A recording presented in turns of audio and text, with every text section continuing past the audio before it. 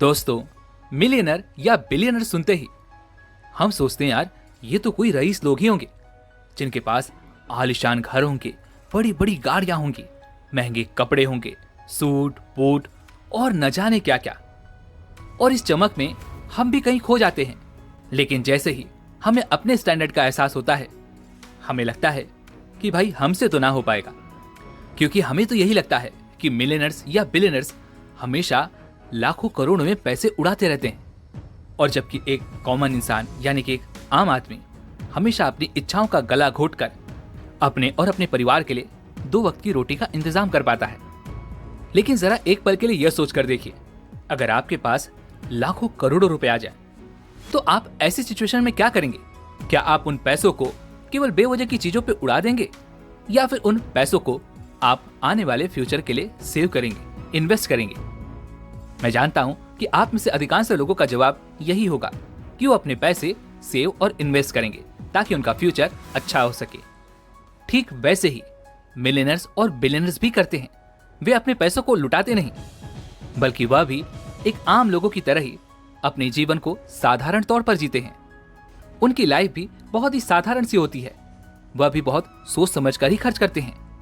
लेकिन उनमें और हमें एक चीज का तो फर्क है, और वह है उनके कमाने का तरीका। उनके पास पैसा कमाने की एक ऐसी कला है जो हमारे पास नहीं है। जी हाँ दोस्तों, काफी रिसर्च के बाद मुझे ये पता चला कि वे लोग इतना अंधा पैसा कैसे कमा पाते हैं।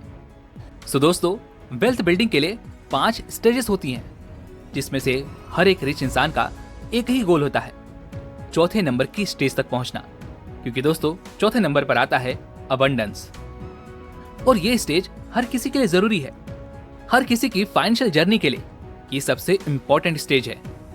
ये क्या है, इसके बारे में हम इस वीडियो में आगे चल करके बात जरूर करेंगे। अभी के लिए बस इतना समझ लीजिए कि यहाँ तक पहुंचने के बाद आपको वापस पीछे मुड़कर देखने की कभी कोई जरूरत ही नहीं पड़ेगी। तो दोस्तों, ये वीडियो आपके लिए बहुत ही ज्यादा इंपॉर्टेंट होने वाला है, तो इस वीडियो के एंड तक बने रहेगा। और अगर आप हमारे चैनल पर नए हैं तो चैनल को सब्सक्राइब और घंटी बटन को जरूर दबा दीजिएगा। तो चलिए फिर शुरू करते हैं। दोस्तों, आपने देखा होगा कि अधिकांश लोग नॉर्मली जॉब करते हैं, और जॉब करने वाले व्यक्ति के पास इतना समय नहीं होता कि वो वेल्थ बिल्डिंग के बारे में जान सके, वह उन स्टेजेस को अच्छी तरह से समझ सके, जिससे कि वह भी अपनी फाइनेंशियल जर्नी की शुरुआत कर सके। उसे तो ये भी नहीं पता होता कि आखिर ये स्टेजेस कौन से हैं और इन स्टेजेस में होता क्या है। वह तो बस अपने डेली रूटीन को फॉलो करता रहता है और ये सोचता रहता है कि यार मैं दिन रात तो पैसे कमा रहा हूँ, सेविंग भी कर रहा हूँ, इन्वेस्टिंग भी कर रहा हूँ और अपने परिवार का ख्याल भी रख रहा हूँ।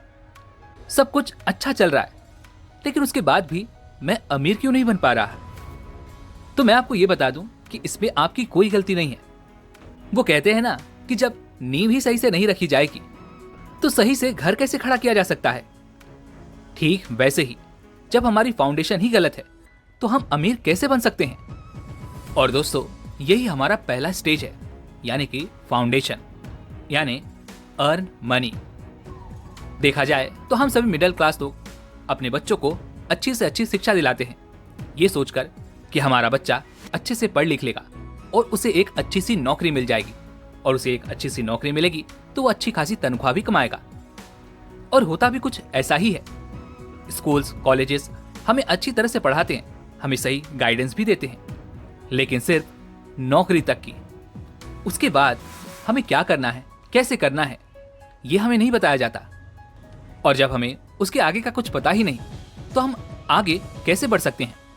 इसीलिए एक आदमी जब नौकरी पर लगता है तो वो ये सोचता है यार कि बस 5-6 साल अच्छे से नौकरी करूंगा, 18-19 घंटे काम करूंगा और देखते ही देखते मेरे पास खूब सारे पैसे आ जाएंगे और मैं अमीर बन जाऊंगा। लेकिन वो ये नहीं सोचता कि भाई जब हमारी फाउंडेशन ही गलत है तो हम उन पैसों को कैसे बचा सकते हैं और पैसे कैसे कमा सकते हैं और उन पैसों से हम अमीर कैसे बन सकते हैं। देखो भाई, यहाँ पर सीधी और सरल सी बात है। देखो, अगर आप ये सोचते हैं कि अगले 5 सालों तक मैं जी तोड़ मेहनत करूंगा, 18-19 घंटे काम करूंगा और उससे जो भी पैसे आएंगे मैं उन पैसों से इन्वेस्ट करके अमीर बन जाऊंगा, तो देखो भाई, आप अमीर तो बन जाओगे, लेकिन 5 साल नहीं, आपको उससे भी कहीं ज्यादा टाइम देना होगा। इसलिए आपको सबसे पहले पैसे कमाने के बारे में सीखना चाहिए। कैसे आप ज्यादा से ज्यादा पैसे कमा सकते हैं, पैसे कमाने की राइट स्ट्रेटजीज क्या हैं, अपनी स्किल्स को कैसे डेवलप करें जो आपके लिए पैसिव इनकम जनरेट कर सकती हैं। क्योंकि जब तक आप पैसिव इनकम का कोई सोर्स नहीं क्रिएट कर लेते तब तक आप अमीर बनने का ख्वाब तो छोड़ ही दीजिए। जी हाँ दोस्तों, इनकम दो तरह की होती है, एक एक्टिव और पैसिव।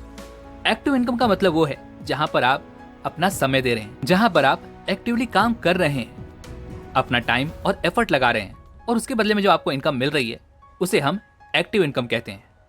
और पैसिव इनकम का मतलब ये हुआ जिसमें आप अपनी एक्टिव इनकम को और अपने स्किल्स को सही जगह पर इन्वेस्ट करते हैं और घर बैठे बैठे अच्छे खासे पैसे अर्न करते हैं, जैसे कि real estate, stocks and business.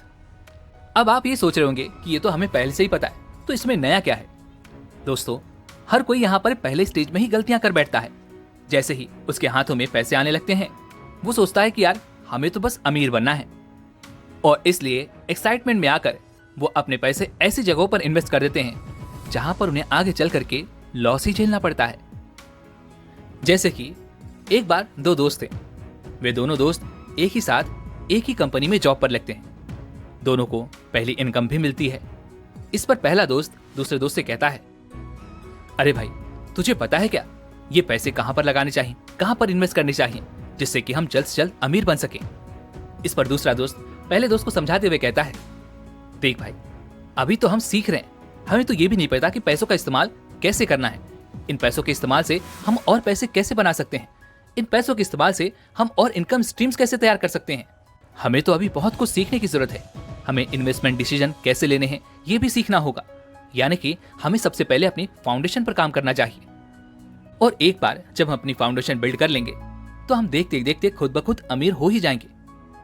इस पर दूसरा दोस्त पहले दोस्त से कहता है, अरे भाई, तू तो रहने ही दे, अगर मैं तेरे हिसाब से चला ना तो मुझे 40 से 50 साल लग जाएंगे, और उसके बाद भी ये कोई गारंटी नहीं है कि मैं अमीर बन पाऊंगा। और इसी कारण हम में से अधिकांश लोग एक्साइटमेंट में आकर अपने पैसे या तो खर्च कर देते हैं या फिर उन पैसों को गलत जगह पर इन्वेस्ट कर देते हैं, जिससे उनके सारे के सारे पैसे लॉस में चले जाते हैं। देखो भाई, आजकल हर किसी के पास एक स्मार्टफोन तो है ही, और उसमें आपको 100 तरीके बताए जाते हैं कि कैसे आप अपने पैसे खर्च कर सकते हैं। लेकिन पैसे कैसे बचाने हैं, उन्हें सही जगह पर कैसे निवेश करना है, अपने पैसों से और पैसे कैसे कमाने हैं, इनके बारे में आपको कोई नहीं बताता। इसलिए दोस्तों, आज की ये वीडियो एंड तक जरूर देखना। ये वीडियो डेफिनेटली आपके लिए एक आई ओपनर होने वाली है। अगला स्टेज है स्टेबिलिटी। जी हाँ दोस्तों, फाउंडेशन के बारे में तो हमने जान लिया कि किस तरह से हमें अपनी फाउंडेशन क्रिएट करनी है। लेकिन अगर हम उन पैसों को सेव करना ही नहीं सीखेंगे तो फिर हमारा ये सब करना तो बेकार ही जाएगा। देखो दोस्तों, जब भी कोई नया नया जॉब पर लगता है तो अपनी सैलरी पाते ही बहुत खुश होता है और एक्साइटमेंट में वो सारे के सारे पैसे खर्च कर देता है। और अधिकांश लोग यही करते हैं, और फिर बाद में उन्हें यह भी अफसोस होता है कि यार इस महीने तो कुछ भी पैसे बचे ही नहीं। हर बार हम पैसे बचाने की कोशिश करते हैं और पैसे आने से पहले हम ये सोचते हैं कि इस बार जो पैसे आएंगे उसे मैं जरूर सेव करूंगा, उसमें से कुछ ना कुछ पैसे तो मैं बचा ही लूंगा। लेकिन जैसे ही पैसे हाथ में आते हैं हम उन पैसों को खर्च करने में लग जाते हैं। इसलिए सबसे पहले आपको सेविंग करने पर ध्यान देना चाहिए। अगर आप अपनी फाउंडेशन को स्ट्रॉन्ग करना चाहते हैं तो अपने करियर की शुरुआत से ही आपको एक स्ट्रॉन्ग सेविंग प्लान बनाना चाहिए और उसे फॉलो करना चाहिए। जैसे कि मान लीजिए आप कहीं पर जॉब करते हैं और वहां पर आपकी सैलरी है करीब 30,000 रुपए। तो अब इन 30,000 रुपए में से आपको एटलीस्ट 20% सेव करने की कोशिश करनी चाहिए। अगर हो सके तो उससे ज्यादा भी आप करें, और बचे हुए 24,000 रुपए जिसमें आप अपने घर खर्च को देख सकते हैं, और बचे हुए जो 6,000 रुपए हैं यही आपको स्टेबिलिटी प्रोवाइड करेंगे।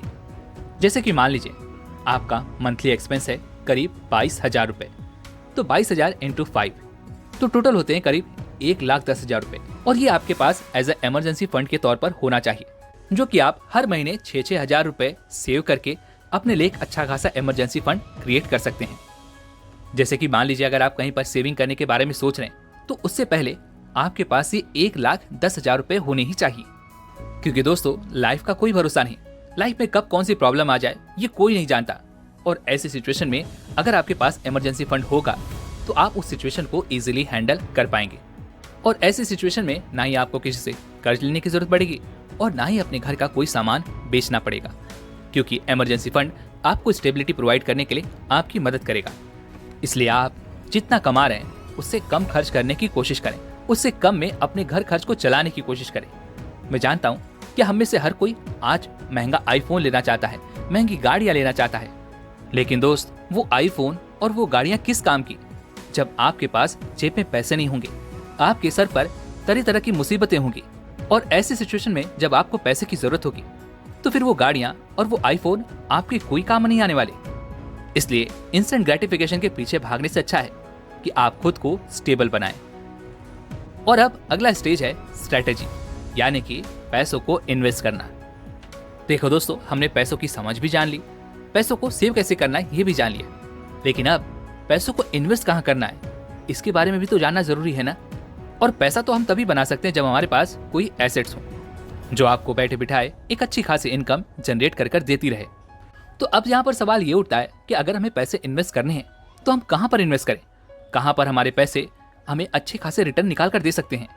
सो दोस्तों, अगर आप अपने पैसों से पैसा कमाना चाहते हैं, अपने पैसे से वेल्थ बिल्ड करना चाहते हैं, तो आपको स्टॉक्स में, इंडेक्स फंड में, म्यूचुअल फंड्स में, रियल एस्टेट या फिर किसी स्मॉल बिजनेस में इन्वेस्ट करना ही चाहिए। अब आप ये सोच रहे होंगे यार कि इसमें तो बहुत रिस्क है, इसमें हमारा पैसा डूब भी सकता है, इससे अच्छा तो हमारे सारे पैसे बैंक में ही सेफ है। तो दोस्तों, इसका भी सीधा और सरल सा जवाब है, अगर आप बैंक में अपने पैसे रखते हैं तो वहां पे आपकी कोई भी वेल्थ नहीं बिल्ड होने वाली। हाँ, अगर आपको वहां पर पैसे रखने अच्छे लगते हैं और वहां से आपको इंस्टेंट कैश वापस चाहिए तब तो ठीक है, लेकिन अगर आप वहां से अमीर बनने के ख्वाब देख रहे हैं तो आज से आप अपने अमीर बनने के ख्वाब को भूल जाइए, क्योंकि ऐसा कभी नहीं होने वाला।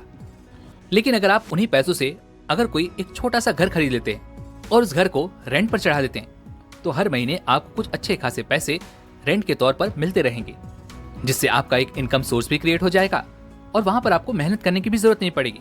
और सबसे अच्छी बात कि आपके उस घर की वैल्यू भी लगातार बढ़ती ही चली जाएगी।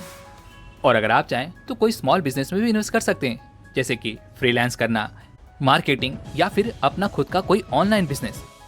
जैसे कि आजकल आपने ड्रॉप शिपिंग देखा होगा और इस समय ड्रॉप शिपिंग से काफी लोग काफी सारे पैसे भी कमा रहे हैं। या फिर आप चाहें तो एफिलिएट मार्केटिंग कर सकते हैं, जहां पर आपको खुद के प्रोडक्ट की भी जरूरत नहीं है, केवल दूसरे के प्रोडक्ट को आपको प्रमोट करना है और उसके बदले में आपको कुछ कमीशन भी मिलता रहेगा।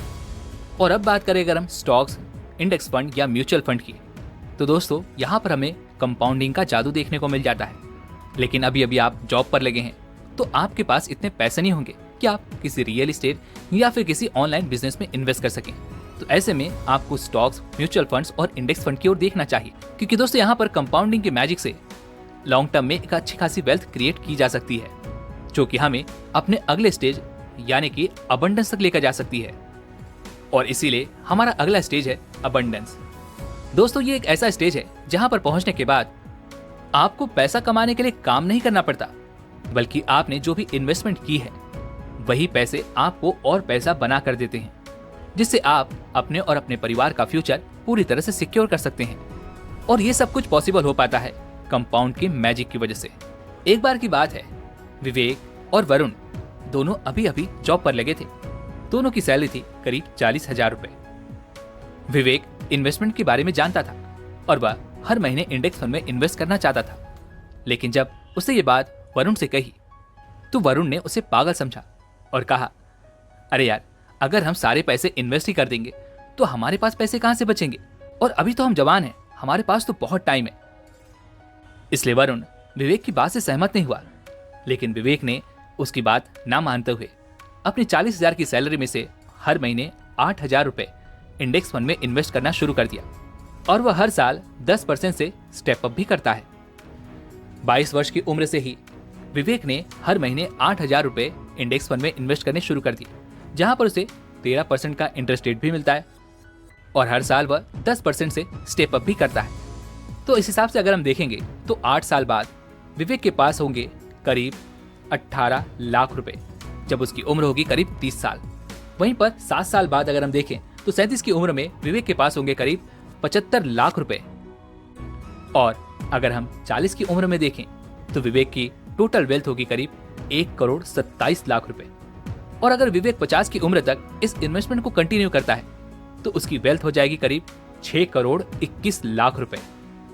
और दोस्तों, यही मैजिक है कंपाउंडिंग का। विवेक ने इसे पहले ही जान लिया था और उसे इस पर पूरा भरोसा भी था, इसीलिए तो वह वरुण से कहीं ज्यादा आगे निकल पाया। और दोस्तों, अगर आप इतनी बड़ी अमाउंट को कंपाउंड होने के लिए छोड़ देते हैं तो सचमुच आपको काम करने की कोई जरूरत नहीं पड़ेगी, आपको पैसों की टेंशन तक नहीं होगी। और दोस्तों, हमारा अगला स्टेज है फ्रीडम।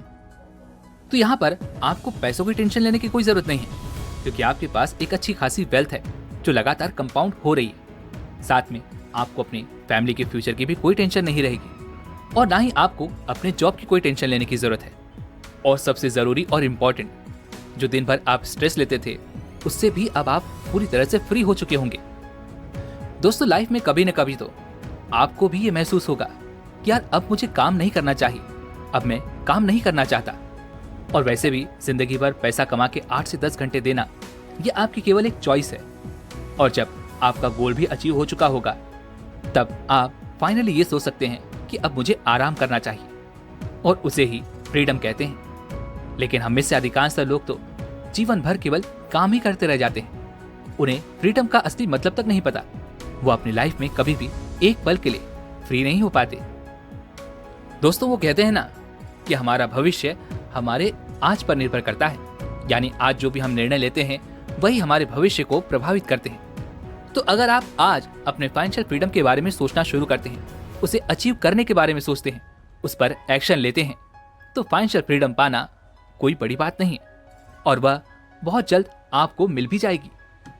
अब यहाँ पर काफी सारे लोगों का ये सवाल होगा कि यार जिंदगी भर तो काम करने में लगा दिया, अब बूढ़े होने के बाद यानी 50 साल की उम्र में हम कहाँ पर घूमने फिरने जाएंगे। पर दोस्तों, अगर आपने सही रास्ता चुना है तो आपको इन सब के बारे में नहीं सोचना चाहिए, क्योंकि जब आपकी इन्वेस्टमेंट बड़ी होने लगेगी तो धीरे धीरे आपकी इन्वेस्टमेंट से इतने पैसे आने लगेंगे कि उसी से आप अपना घर खर्च भी चला लेंगे और जहां मन चाहे वहां घूम फिर भी लेंगे। और इतना ही नहीं, उन्हीं पैसों में आप अगले महीने इन्वेस्ट भी कर पाएंगे। तो दोस्तों, इस वीडियो से हमने ये तो सीख लिया कि इन्वेस्टमेंट एक कला है, यानी कि वेल्थ बिल्डिंग एक कला है जिस पर स्टेप बाय स्टेप चलकर ही आप अपने लिए फाइनेंशियल फ्रीडम अचीव कर सकते हैं। देखो यार, हम में से हर कोई चाहता है कि वह अमीर बने, हम में से हर कोई चाहता है कि वह फाइनेंशियल फ्रीडम अचीव करे ताकि उसे पैसे कमाने की जरूरत ही ना हो, वह अपनी लाइफ को एंजॉय कर पाए, जहां मन चाहे वहां घूम फिर पाए, जो मन चाहे वो खा पी सके, जो मन चाहे वो खरीद सके। तो इसके लिए आपको आज से ही शुरुआत करनी होगी, क्योंकि अगर आप केवल सोचते ही रह जाएंगे तो लाइफ में आप कभी भी फाइनेंशियल फ्रीडम अचीव नहीं कर पाएंगे। इसलिए अपनी जर्नी की शुरुआत आज और अभी से करें, और इसके लिए आपको एक डीमैट अकाउंट की जरूरत पड़ेगी। और डिस्क्रिप्शन में हमने कुछ डीमैट अकाउंट दे रखे हैं, तो आप जाकर के उन्हें वहां से चेकआउट कर सकते हैं। और उम्मीद है कि आपको आज की वीडियो पसंद आएगी, तो इस वीडियो को लाइक और अपने दोस्तों के साथ शेयर भी जरूर कीजिएगा। और हाँ, अगर आप हमारे चैनल पर नए हैं तो चैनल को सब्सक्राइब और घंटी बटन को भी जरूर दबा दीजिएगा। चलिए मिलते हैं अगली वीडियो में, तब तक के लिए अपना ख्याल रखें। धन्यवाद।